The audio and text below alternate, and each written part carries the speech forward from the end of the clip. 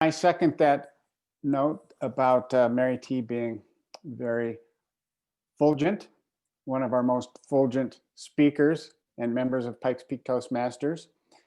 MaryT will be delivering a persuasive speech today on the art of giving. MaryT has achieved her competent communicator, competent leader, advanced bronze. Now that Toastmasters International has transitioned to Pathways, she's in process of delivering her talk today from the Persuasive Influence path.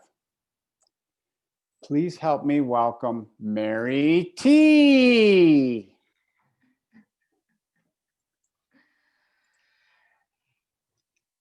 I have to be honest, I didn't feel very fulgent or in the giving spirit this season, as well as even getting things either. I didn't care.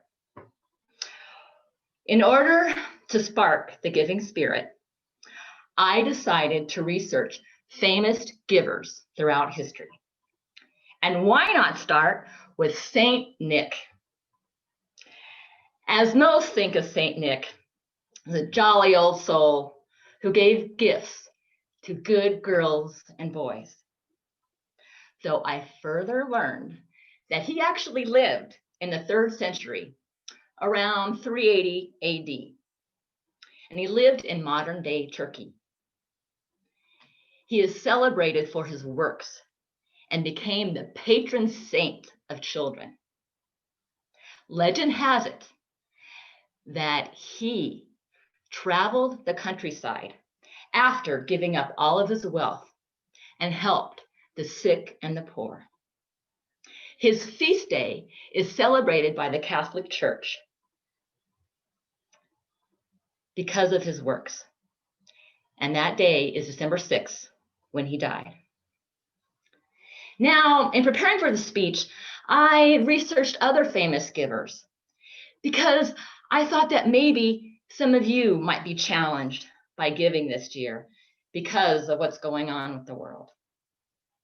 Though instead of motivating you with famous givers I researched, I decided to customize it, take it a little bit more personal, and share with you someone who gave to me and greatly influenced my life. That person is Mary Jessie Pemberton Will. She loved her maiden name of Pemberton. Now, from my childhood, though, from, let's say, 3 months ago when she passed, it was no secret. We had many differences of opinions, and we bickered and bickered, much to the demise of my dad when he still lived. I couldn't see her as her friends and acquaintances who treasured her.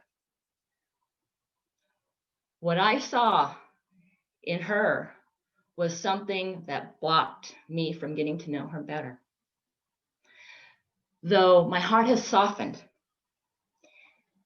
toward her after her passing. And it's not because of the realization that I can no longer tell her in person how much I love her and how much I care for her. My heart has softened because I've shifted my thinking from one of pain and struggle of working and living and dealing with her. It shifted to one of thinking about all that she gave me and my family. She gave me the conviction of spirituality. Now, I no longer practice Catholicism, though I have a conviction of my spirituality and faith in the divine. And she gave tradition to me and my family. During Christmas, our home was filled with Christmas cheer when we made Christmas cookies. And on Christmas Eve, she and my dad allowed us to pick one gift under the Christmas tree to open. And then we would get to hang stockings, while my dad took photos as we struck silly photos or silly roses as we hung the stockings on the mantle.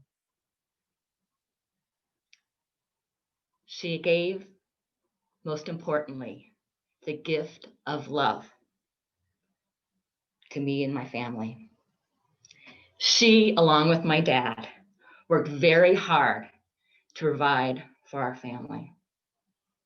And she gave love, I believe, by not sharing the pain that she suffered as a child, by living with a not so nice dad. She never verbalized what he did,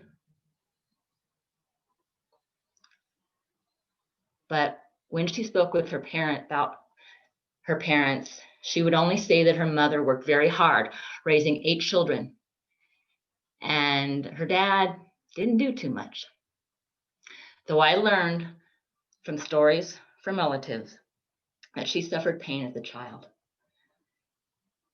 And so I admire her for her doing the best she could, being the mother that she was. And the story that I do know is that she modeled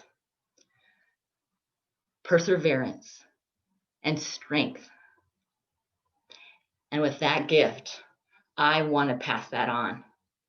So I am in the giving spirit this season. Now, I have this photo. I don't know how well. It would have been good if I showed it to you on the computer. But this is a photo of my mom and me during our happy times. And that's what I want to remember. So I'm grateful to share. May this season spark giving in you and motivate you to celebrate the 12 wonderful days of Christmas that are coming up. And remember that you can be a saint in your own right. Like jolly old Saint Nick. Woohoo! Merry Christmas to all, and to all a good night. Woo! Back to you, Mr. Toastmaster.